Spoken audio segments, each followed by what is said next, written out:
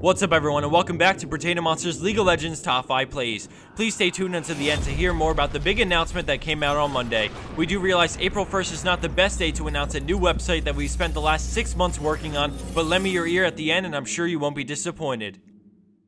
Let's jump into this action-packed episode with a beautiful 1v1 outplay coming from Lut and Rogue on Lee Sin. At the start we see him defending tier 1 turret in mid when all of a sudden Lux lands a binding into an ER combo, but he quickly jumps to a minion to avoid her Lucent Singularity. After Sonic Wave into Resonating Strike, he ults her away to wait for his Q to come back up. He runs towards the jungle, but then she flash Qs and he dodges it with a brilliant flash, immediately turning and landing his Q, allowing him to come flying back in for the kill. 1v1 outplays are always intense and feel so good to pull off, but you know what's even better? Fizz. We see Mango Flu run up and intercept the enemy team, immediately jumping on their AD carry, and despite her barrier, he bursts through it and grabs the kill, instantly piecing out with the Z into a flash over the wall. The enemy Lux chases with a flash and ignite, but the health potions are enough to combat the damage and keep him alive as he dodges the binding and proceeds to playful slash trickster, barely getting over the wall as the enemy team continues to chase. He heads into the brush as they surround him, leaving no other options but to fight. He eases onto Jax and makes sure to use his Q to create distance from Lux and place him in the brush. As he swings around, we see the enemy team collapsing on him, but he waits for the right moment to E, dodging the laser and Jarvan while landing on the shield. Lux E's, but Thresh used his locket and Fizz walks away with 2 kills and his life. Coming in at our number 3 spot is Origen on Nidalee in a very high elo game. The first thing we notice is the score, 7-22. This will give you an idea of how fed the enemy team is as she makes this play. After shutting down Nocturne, she rushes at the enemy team because she knows they overextended to try and kill Tristana. She pounces and immediately pops out a Cougar to spear, grabbing the double kill off of Elise. Afterwards, she courageously pursues and goes all in with a flash pounce into a huge E for the triple kill off of Ezreal. She then gets polymorphed and afterwards kicked away, but she grabs the quad mid-air with her Q. Now left with a 1v1, she quickly pops out and heals herself at 22 health, spearing him after and then going into Cougar form, killing him in between auto attacks while less than 20 health.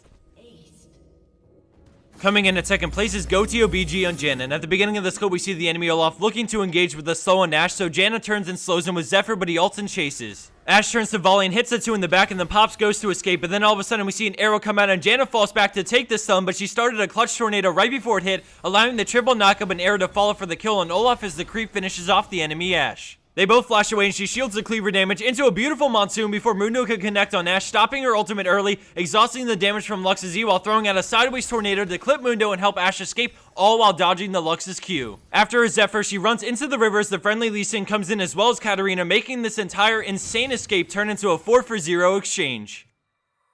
And for our number 1 pro play for this week, we have NR Foxy on Diana, and her team is down by 19 kills and almost 10k gold. We see her go after the AD carry with Crescent Strike and Massive Burst from her ultimate, forcing Lulu's ultimate but still killing her through it. Afterwards, she swaps to Lulu, dealing decent damage before getting polymorphed as she sees the rest of the enemy team coming towards her, so she bails into the jungle, stopping to quickly kill Lulu with the orbs in her passive and then running away. As she slips into the jungle, the enemy Kha'Zix decides to chase because he has vision on her. He leaps over the wall and goes stealth, but she turns with a Q, ulting in and popping her shield, dealing huge burst damage to him and finishing him off with the final Lunar Rush. She goes into the brush with extremely low health as we see Aurelia and Kassadin split and go on the hunt for her. Aurelia face checks and she immediately jumps onto Diana but gets bursted and DFG'd, going down for the shutdown kill. With one player lurking around, she keeps an eye out for Kassadin, and once she sees him, she backs off in preparation for his port, dodging it into a flash in case he tries to E, and then with everything up, she turns things around with the help of Lux for the 5th kill and ace in this Diana rampage. This bonus clip of the week is brought to you by Raid Call. Communication is always vital when competing in tournaments. Winning a match requires perfect coordination. You cannot win by yourself. Raid Call. Communication for winners.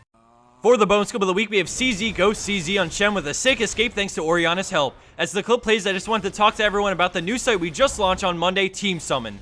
Team Summon in its current form is a website that allows you to quickly sign up and queue for a certain role, finding a teammate for duo queue around your rating. So for instance, if you love playing AD carry, you can queue for ranked duos as an ADC and it'll match you up with someone queuing a support who is around your elo. If you already have a full team of players, your entire team can queue to find scrims. This feature is intended to help teams aspiring to become pro to find good matches to practice off of and grow as a team. Being partnered with Raid Call, we have tons of servers being set up that will allow you to find a match and immediately get into a private channel on our Raid Call server with the click of a link. We have some other features we're working on that will be launched in the near future, including the ability to queue and find a full team for a normal 5v5 so you don't have to fight in champion select over the role you want to play, 3v3 pre-made 3v3 norms, and some custom games including 1v1s. We'll also be adding social features such as being able to add friends on the site, as well as having a newsfeed similar to Facebook's but for gaming. You can expect all of this stuff and more to surface over the next few months, so if you haven't already, head over and sign up to start queuing today. Keep in mind though that the site is currently in beta.